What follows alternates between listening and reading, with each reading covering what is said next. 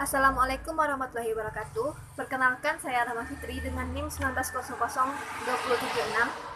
akan menjelaskan hasil analisis video saya, yaitu tentang hubungan antara media relation dengan public relation.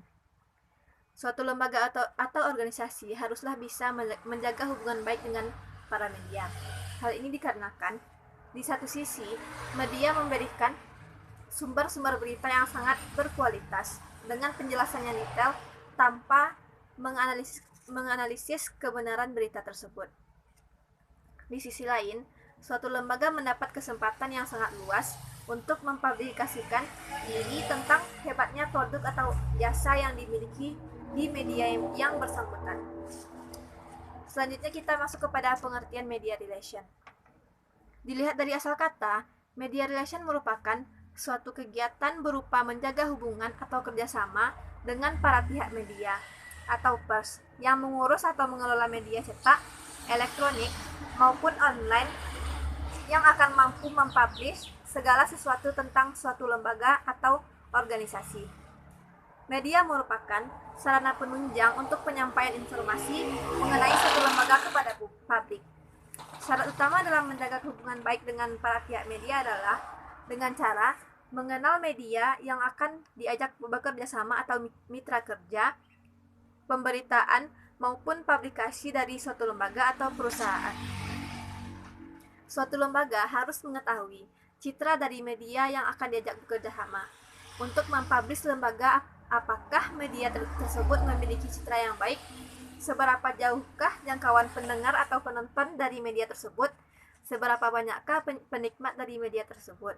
Semua itu dilakukan untuk terjadinya tujuan yang hendak dicapai.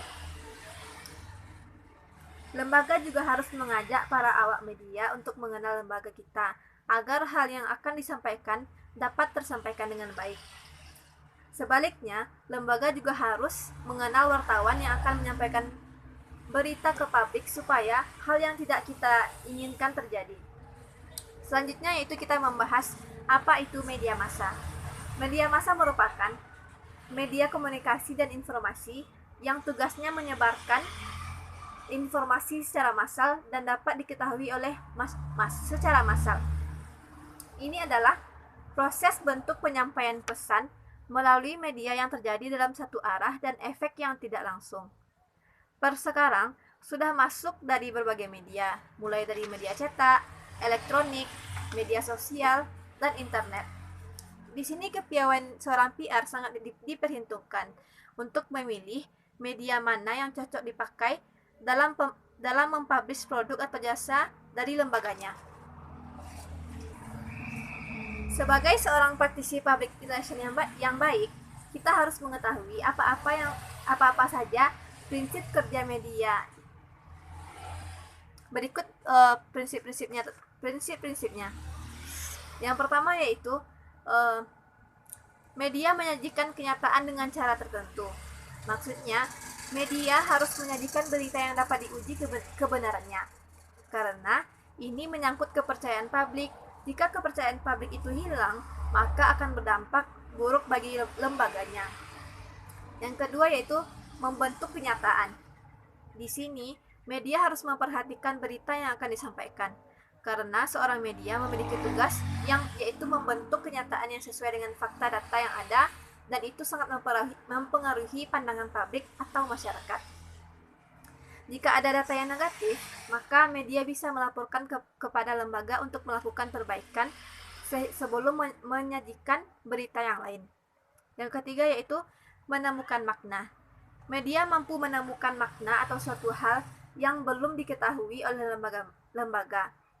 Maka, media yang hebat adalah media yang mampu menemukan fakta dan data yang ada di lapangan dengan baik.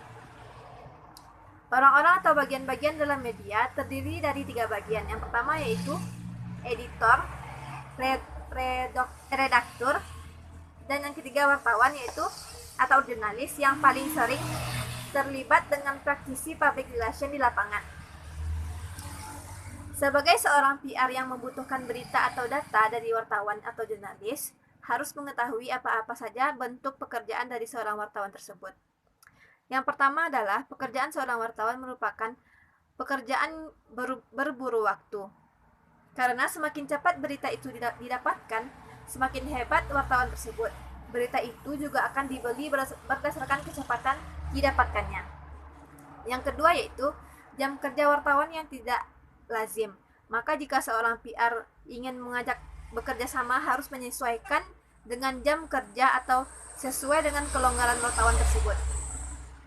Yang ketiga yaitu wartawan sering kehilangan hari libur karena harus mencari berita. Oleh karena itu seorang PR harus bisa berkompromi waktu, berkompromi emosi dengan wartawan dengan baik. Seorang wartawan memiliki karakteristik yaitu wartawan tidak menyukai protokoler, wartawan dikejar deadline, jarang sekali bisa bersantai-santai, wartawan menyukai pertemanan. Seorang PR harus menjaga emosional dengan para wartawan. Berita buruk merupakan berita baik bagi wartawan. Maka seorang PR harus menjaga citra baik bagi lembaga. Jangan sampai berita buruk dijual oleh para wartawan tersebut. Wartawan tidak menyukai amplop atau penyuapan. Hal itu bisa jadi berdampak buruk terhadap lembaga kita. Wartawan menyukai eksklusivitas. Semakin bagus berita, semakin keren mereka mempublish berita tersebut. Jangan meremehkan para wartawan, karena kebanyakan wartawan memiliki otak yang cerdas serta memiliki pendidikan yang tinggi. Maka seorang PR harus bisa mengkomunikasikan hal yang ingin dipublish melalui wartawan dengan baik. Maka wartawan tersebut dapat menyampaikan berita sesuai harapan, bahkan melebihi harapan kita. Berikutnya yaitu kegiatan-kegiatan yang dilakukan PR dalam menjaga hubungan baik dengan lembaga media atau para media. Yang pertama yaitu pers konferensi. Ini merupakan pers konferensi ini merupakan kegiatan berupa duduk bersama antara para pers untuk menyampaikan atau meluruskan berita atau isu yang sedang berkembang. Hal ini dapat dimanfaatkan oleh seorang PR. Yang kedua yaitu press briefing. Maksudnya kegiatan ini biasanya dilakukan secara reguler atau para PR untuk menyampaikan informasi yang baru seputar aktivitas lembaga itu. Yang ketiga yaitu press tour. Kegiatan ini merupakan kegiatan yang dilaksanakan oleh lembaga atau perusahaan berupa kegiatan kunjungan ke luar kota guna mendapatkan informasi. Kemudian informasi itu diteks sebagai berita yang kemudian dipublish. Yang keempat yaitu new release atau new press. Kegiatan ini merupakan kegiatan berita yang diberikan kepada wartawan dengan harapan bisa dimuat di medianya, baik secara utuh maupun editing, dibuat dengan proses, yaitu menggunakan unsur 5W dan tambah 1H. Yang kelima yaitu special event.